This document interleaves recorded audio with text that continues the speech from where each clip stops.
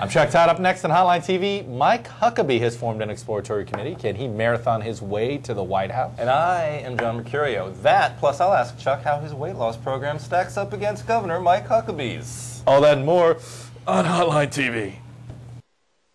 Many of the materials we rely on every day come from the ground, and modern mining technology brings them to us. You can learn more about America's natural resources at nma.org, the National Mining Association.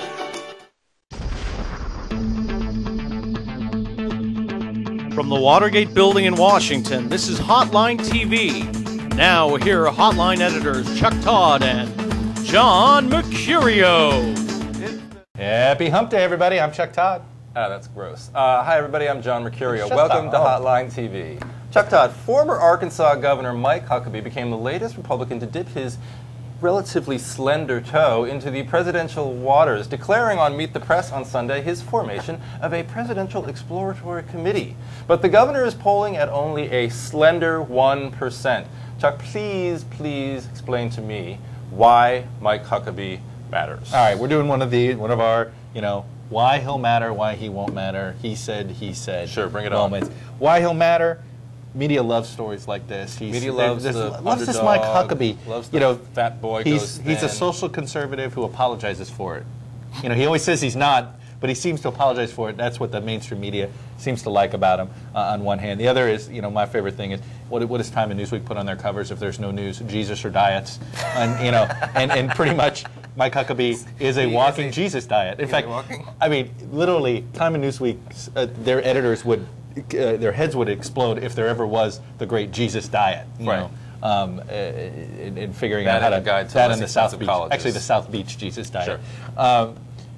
So Huckabee's very good in the media. The guy wins over reporters left and right. He does. You've sat down with him. I love the guy. I love the guy. He comes across as responsive.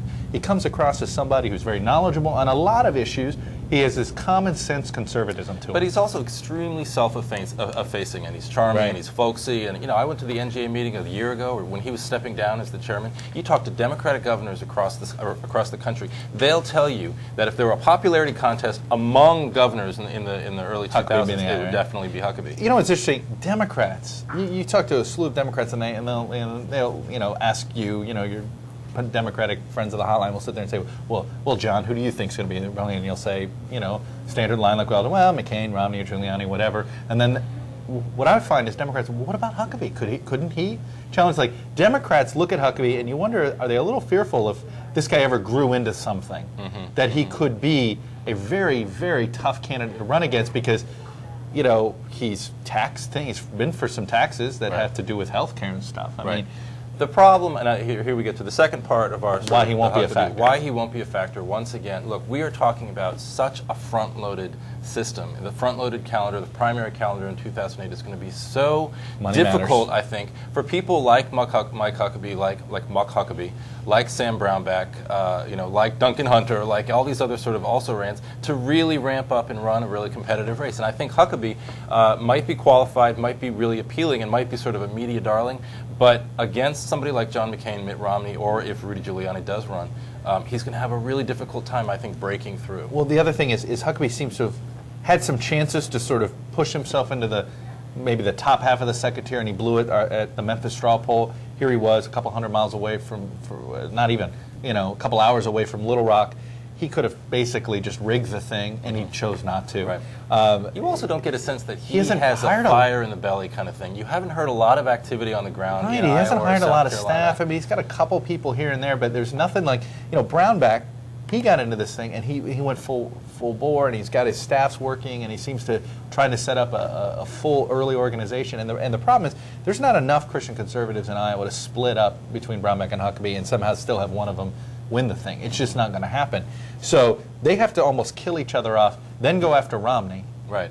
And then hope that, survive, you know, some sort of like weird survivor contest. Right, right. And you know, that's but just is Huckabee really up to that challenge? He's You're been right about governor, the fire. He's been governor for 10 and a half years. Don't you get the feeling he just wants to be in the cabinet? I mean, that have he's a feeling almost, he wants to be or maybe someone, on the ticket. He wants to be somebody who, in 2008 and beyond, is talking about issues. He's talking about the Republican Party and the conservative movement. McCain-Huckabee's not a crazy ticket. It's an interesting ticket, though, because you know, where do the, you know, both of them are sort of contrarian mavericks. True, within the party. But plain-spoken, Huckabee is going to need a talkers. southern social conservative. McCain is going to need a would need a southern social conservative. Romney might need a southerner, and Huckabee does fit that mold. A southerner that wins in a state that's actually very hard for Republicans. One more thing about Huckabee, though, in campaigning. I mean, he's been governor for 10 and a half years. He's won re-election, but he's always had a race. Whether it's against someone like Jimmy Lou Fisher, who nobody thinks is actually going to be competitive, but ends up running like a 5 or 6 point race. He usually ended up. Arkansas is a tough state for Republicans. But don't forget he usually ended up having a relatively serious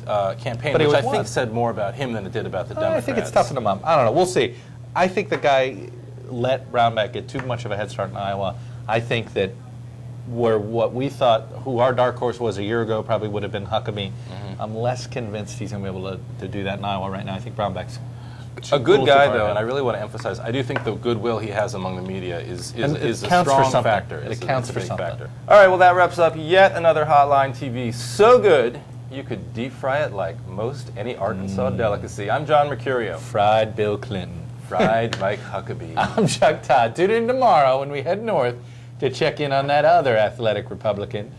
He's a pretty one, former Massachusetts Governor Willard Mitt Romney, and see if he can survive GOP triangulation.